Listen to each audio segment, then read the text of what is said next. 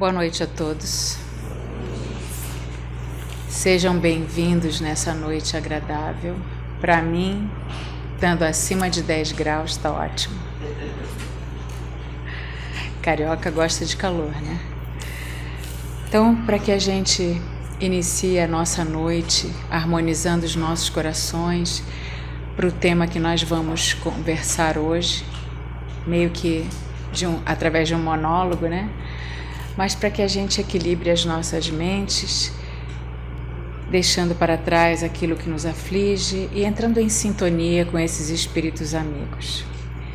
E lendo um trecho do Evangelho segundo o Espiritismo, capítulo 5º, que é o capítulo Bem-aventurados os aflitos, o item 18, parte dele, que diz: quando vos aflige um motivo de inquietação ou de contrariedade, esforçai-vos por superá-lo, e quando chegardes a dominar os ímpetos da impaciência, da cólera ou do desespero, dizei-vos com justa satisfação: eu fui mais forte.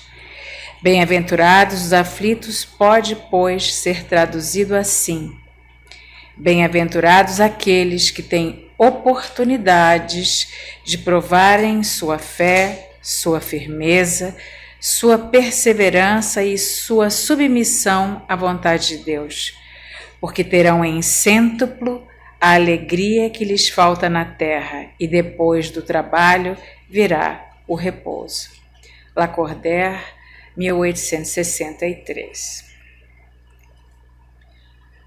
Hoje o tema, e quando eu recebi a grade eu disse, adorei o meu tema. A gente recebe o dia que a gente vem fazer a exposição e o tema que a gente vai falar, e vem a bibliografia para a gente se abastecer de subsídios para fazer a exposição. E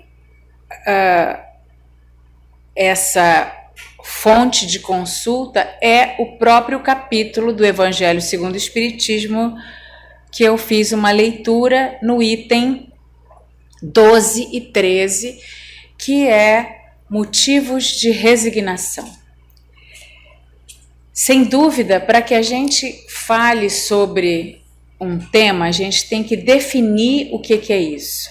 Então, resignação, a definição de um dicionário, é a submissão à vontade de alguém ou ao destino. Seria uma ideia semelhante, ver as coisas com calma, ver as coisas com aceitação, ver as coisas de uma maneira conformada. E resiliência, que não é sinônimo, mas é uma atitude que faz com que a gente, através da resignação, enfrente as coisas com resiliência. Resiliência, lá da física, é quando a gente submete um objeto a uma compressão ou a uma força que o estica, e esse objeto volta à sua forma original. Então, se eu estico um elástico, quando eu solto, ele volta ao tamanho original. Isso é a resiliência. E quando eu comprimo uma esponja, quando eu solto, ela volta à sua forma original.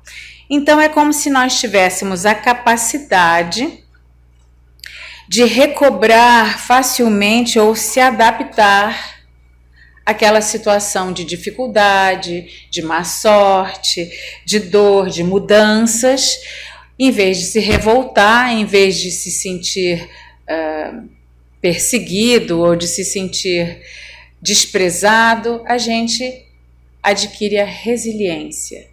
A gente consegue voltar ao nosso passo, mesmo passando por aquela pressão. E nesse capítulo, quem ainda não leu, e eu posso dizer que às vezes a gente que é expositor, a gente acaba sendo repetitivo das coisas que a gente fala, e é bom repetir porque às vezes quem já vem aqui sempre ouve isso de um jeito diferente e essa ideia se sedimenta, ou quem nunca veio passa a conhecer a ideia. Então, Peço desculpas para quem estiver cansado de ouvir a mesma coisa, mas falaremos às vezes de temas repetitivos. No Evangelho segundo o Espiritismo, o capítulo 5 fala de uma das bem-aventuranças do Sermão da Montanha, que é quando Jesus diz: bem-aventurados os aflitos e aqueles que choram, porque serão consolados. E o que é consolar também lá do dicionário? É aliviar ou tentar aliviar. É um abraço, é um sorriso, é uma palavra amiga, é um olhar, para que aquela pessoa que está sofrendo se sinta menos desconfortável, menos triste. Então, neste capítulo, Jesus diz que a dor passa.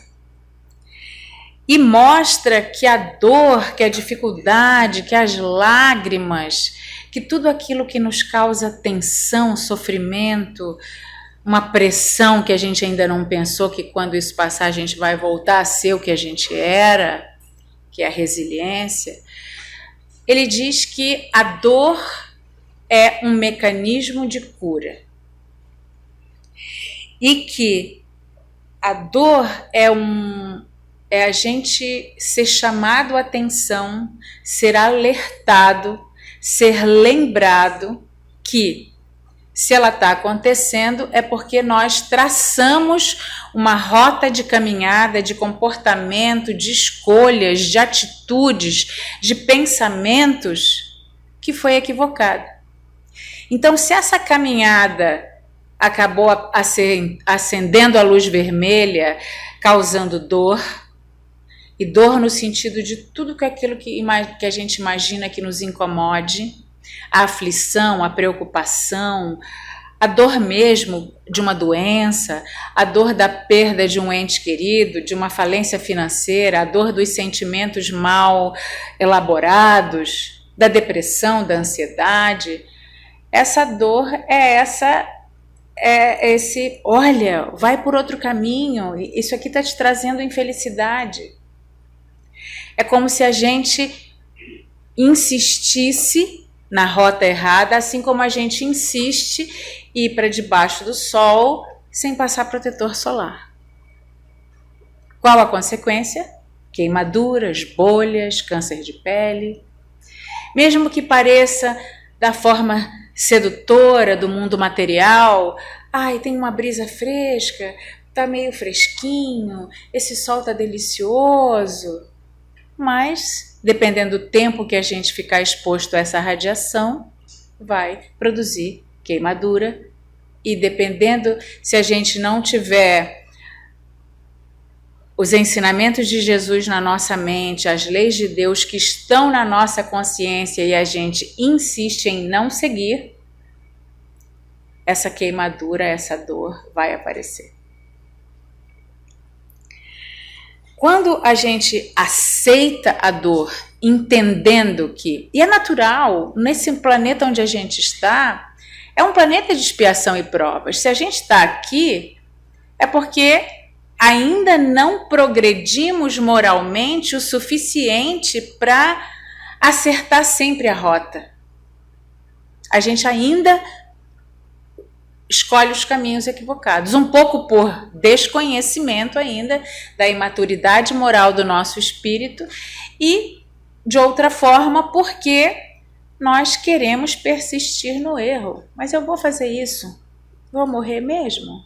Vou aproveitar essa vida como melhor que eu conseguir. E aí, mesmo tendo noção da imortalidade da alma, a gente ainda, pelo esquecimento do passado, ainda tem um grauzinho de dúvida. Ah, será que existe mesmo vida após a morte? Claro que para aqueles que já têm esse conhecimento sedimentado, que não há dúvidas, há a tendência de que a gente se comporte melhor, que a gente já olhe para dentro de nós e diz, errei de novo, não posso tomar esse caminho, porque vai levar dor.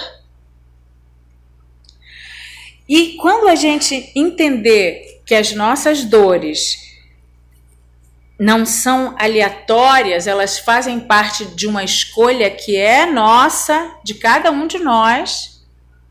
Se a gente tiver motivos para se resignar, ela parece que dói menos e ela vai debitando. É como se eu tiver o meu saldo negativo na conta bancária e eu vou trabalhando, vou depositando ali, e aí o saldo vai ficando menos negativo, os juros vão diminuindo até que a minha conta bancária fica positiva.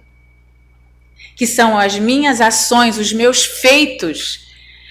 É eu seguir os ensinamentos de Jesus, é tentar praticar no dia a dia os ensinamentos do seu evangelho, e aí a minha conta vai ficando positiva, positiva moralmente. Significa que o meu espírito se torna a cada dia um pouco melhor. Sendo assim, com esse conhecimento, eu acabo perseverando mais em seguir os caminhos corretos. E aí vou ter com menos frequência a dor. O planeta Terra, tudo aquilo de desequilibrante, de negativo, de dificuldades que estão acontecendo, as guerras, os desrespeitos, a discriminação, o desequilíbrio econômico, pessoas riquíssimas e outras pessoas famintas, tudo isso faz parte porque nós somos imperfeitos. Então, a consequência de espíritos imperfeitos é que tudo ao redor dessas pessoas ainda gerem dor. Estamos num processo de aprendizado que se chama reencarnação. A reencarnação tem a finalidade de promover o nosso progresso moral.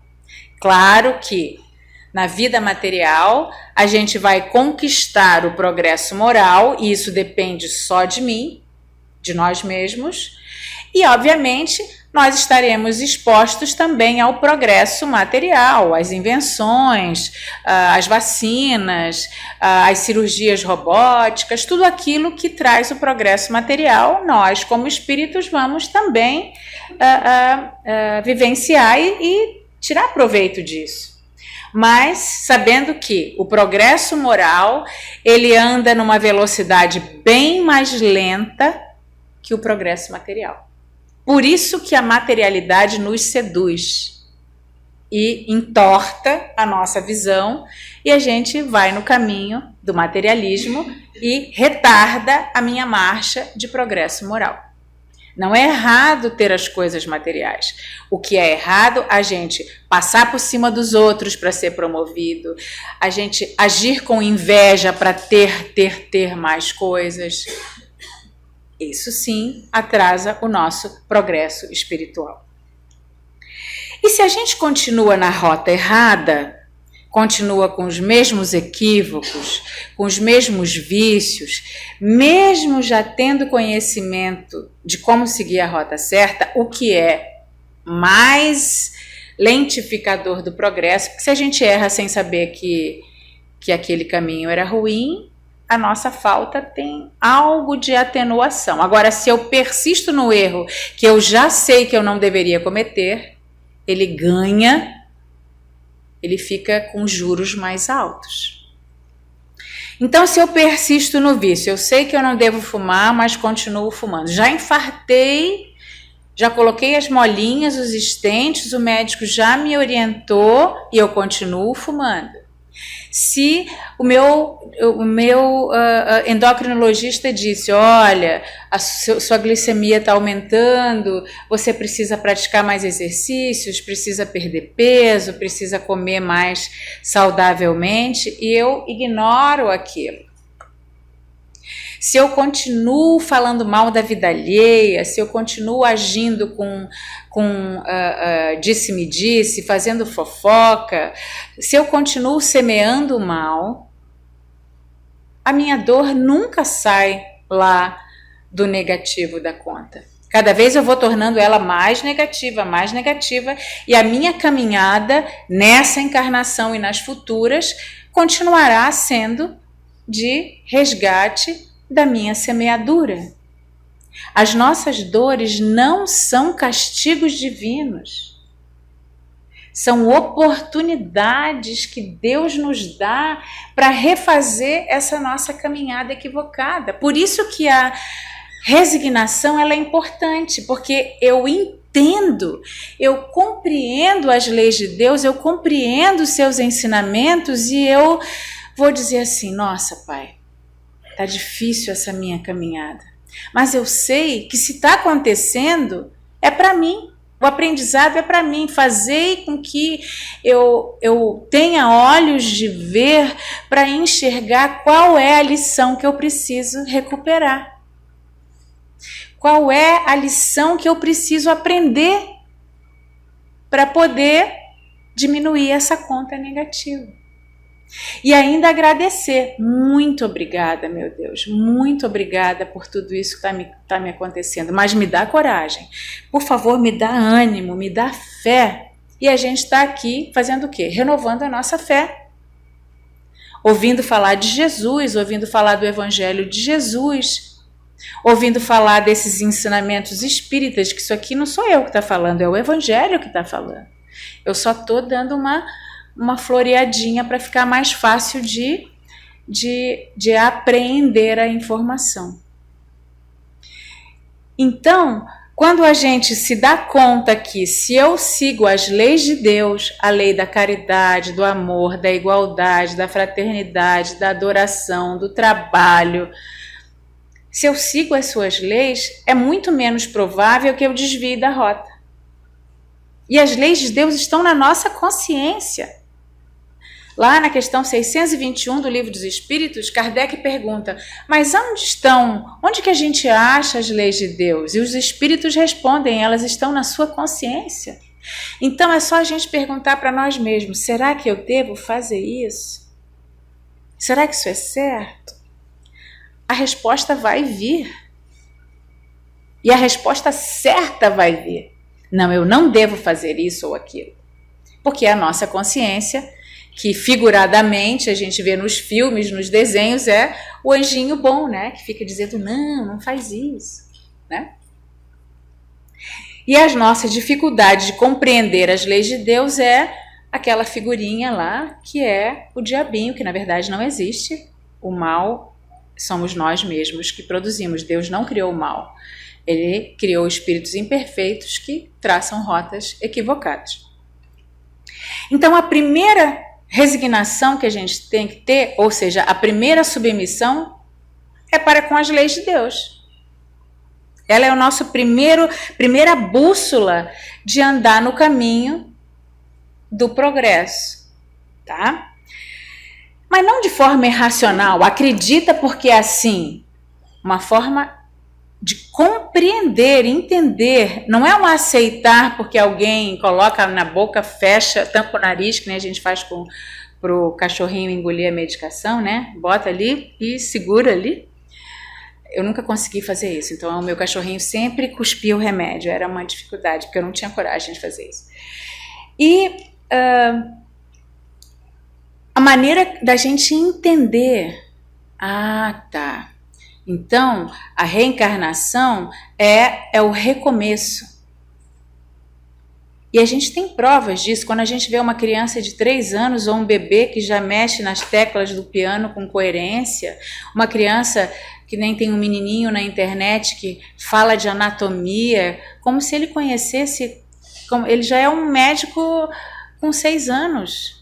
Essa criança já foi médico em outras vidas, com certeza. Ou já foi um anatomista, um professor de anatomia. Né? Então, se eu compreender, entender sobre o bem e o mal sofrer, que também é um item do Evangelho, desse capítulo 5º do Evangelho segundo o Espiritismo, sobre a lei de causa e efeito, que nada acontece na nossa existência sem ter sido produzido por mim mesmo. Nossa, Marlúcia, então quer dizer que tudo isso que está me acontecendo foi eu mesmo que produzi? Foi. Ah, mas e a bala perdida da criança de 3 anos que estava lá no pátio, no parque? Essa pessoa, que a criança é um espírito antigo. Ela só está jovem em corpo. Provavelmente essa criança já teve, e a família dessa criança já teve um envolvimento com a violência. Deus não vai deixar que ela reencarne com a fatalidade de, na sua trajetória, essa criança morrerá baleada com bala perdida aos 3 anos, lá no parquinho da praça da casa dela, da cidade dela. Não. Mas ele produziu um espírito que vinha nessa existência para abrandar as suas más tendências e que ele teve a oportunidade de não escolher o caminho do crime e da violência e ele escolheu.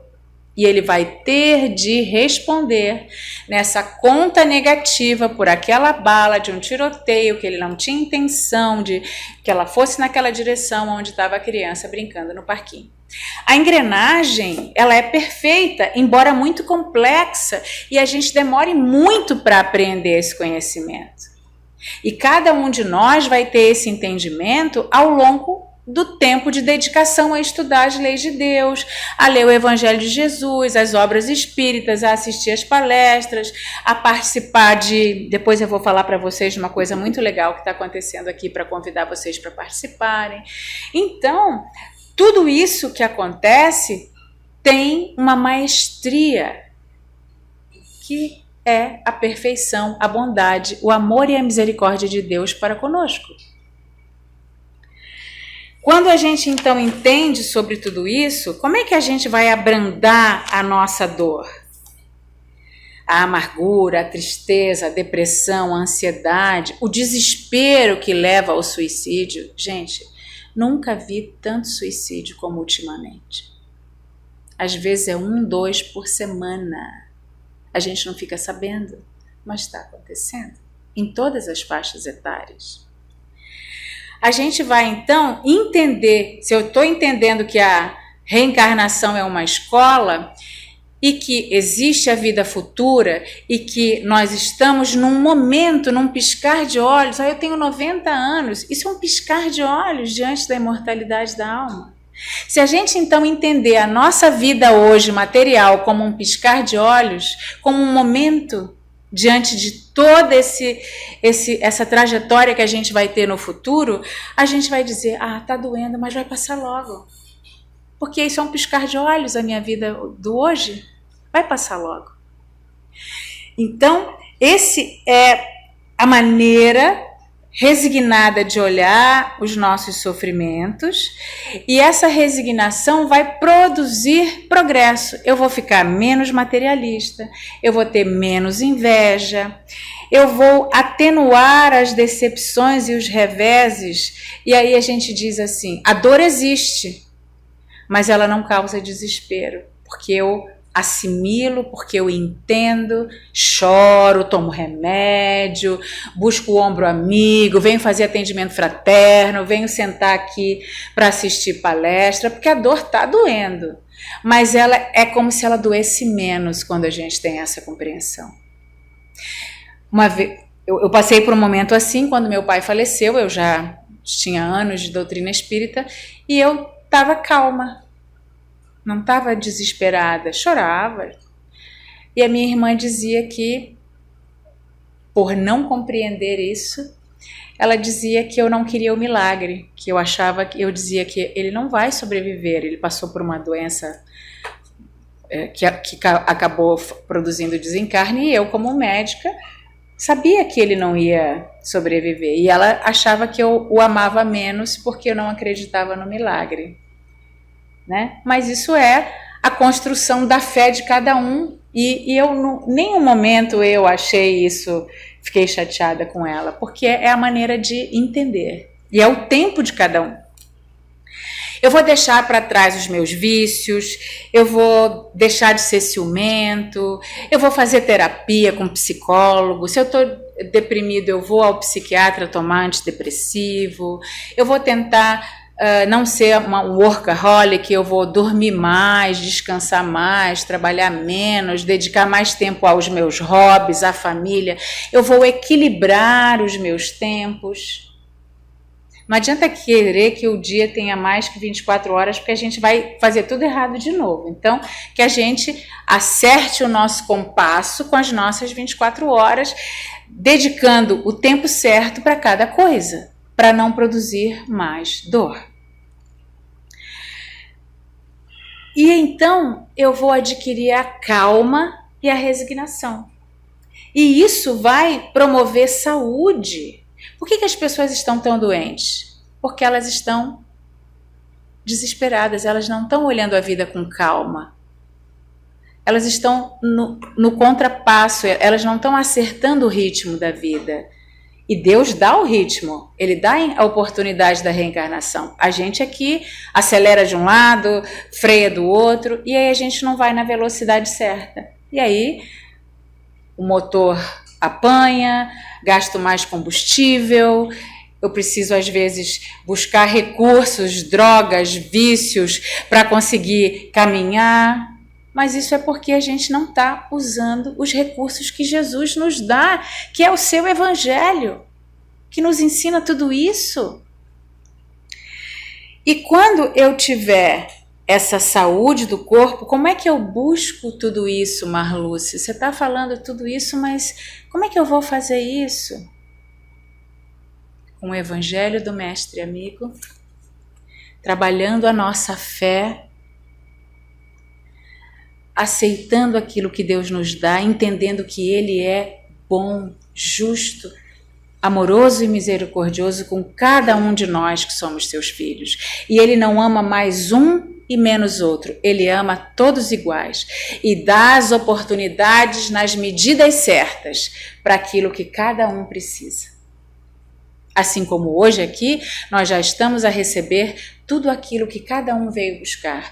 Os espíritos bondosos já estão derramando sobre cada um de nós, que vai ser complementado depois pelo passe, através dos nossos trabalhadores, aquilo que cada um precisa, aquilo que cada um veio buscar.